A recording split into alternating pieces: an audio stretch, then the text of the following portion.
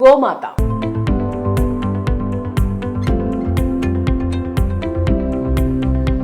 గోమాత జననం గురించి తెలుసుకుందాం. ఆవు పుట్టుక గురించి శతపథ బ్రాహ్మణంలో ఉంది. దక్ష ప్రజాపతి ప్రాణి సృష్టి చేసిన పిమ్మట కొంచెం అమృతంను త్రాగారు.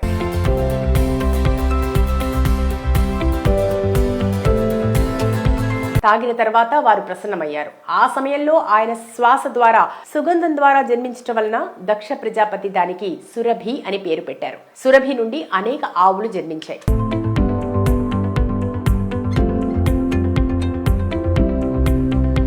అందుకే సురభిని గోవంశానికి మాతగా జననిగా పరిగణిస్తారు. ఋగ్వేదంలో 4వ కాండలో 12వ సూక్తం గో సూక్తంగా గోమాత యొక్క మహత్యం వివరించబడింది. స్త్రీ సూక్తం, పురుష సూక్తం, మన్యు సూక్తం లాంటి పవిత్ర సూక్తాలతో పాటు గో సూక్తం కూడా చెప్పబడింది. గోవు రుద్రులకు తల్లిగా, వసువులకు పుత్రికగా, ఆదిత్యులకు సోదరిగా, నెయ్యి రూపాన అమృతంగా చెప్పబడింది. సముద్ర మథనం నుండి దేవతల కార్యసిద్ధికై సాక్షాత్తు సురభి వెలువడింది. కామధేనువుని చూసిన దేవతలంతా గొప్ప కాంతి గల ఆ ఆవుపై పుష్పాలు కురిపించారు. అప్పుడు అనేక విధములైన వాద్యములు మ్రోగించబడ్డాయి.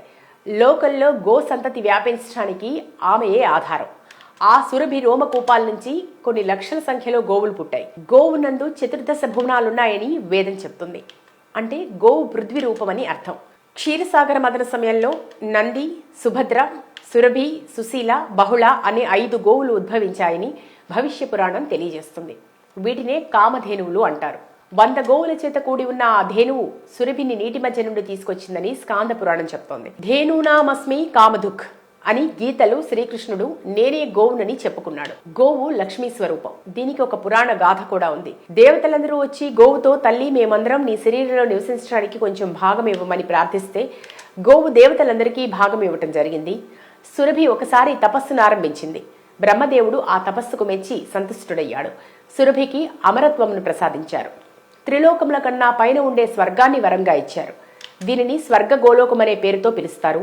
గోలోకంలో సురభి నిత్యం నివసిస్తూ ఉంటుంది. ఈమె కన్యలు, సుకన్యలు భూలోకంలో నివసిస్తాయి. ఈ గోలోకమునకు అధిపతి గోవిందుడు అనగా శ్రీకృష్ణుడు. శ్రీకృష్ణ పరమాత్ముడు గో ప్రేమికుడు అని అంతటా ప్రాచుర్యమైందే. స్పర్శ మాత్రం చేత గోవులు సర్వ పాపముల నుండి మానవులను విముక్తులను చేస్తాయి. ప్రతి దినము స్నానం చేసి గోవుని స్పృశించిన వాడు సర్వ పాపాల నుండి విముక్తుడవుతాడు. గోమయంలో లక్ష్మీదేవి, గోమూత్రంలో గంగాదేవి నివాసముంటారు.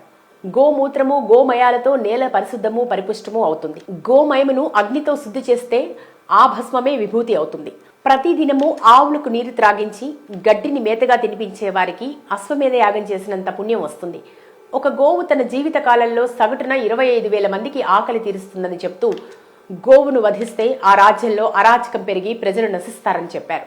మనం తల్లిగా భావించే ఈ గోవుతో రోజు కొన్ని క్షణాలు వాటికి మేత పెట్టడం, వాటితో పాటు కొంత సమయం గడపటం వల్ల మన శరీరంలో ఉన్న అనారోగ్యాన్ని ఆ గోవు ముక్కులో ఉన్న ఒక గ్రంథి ద్వారా గ్రహిస్తుందట.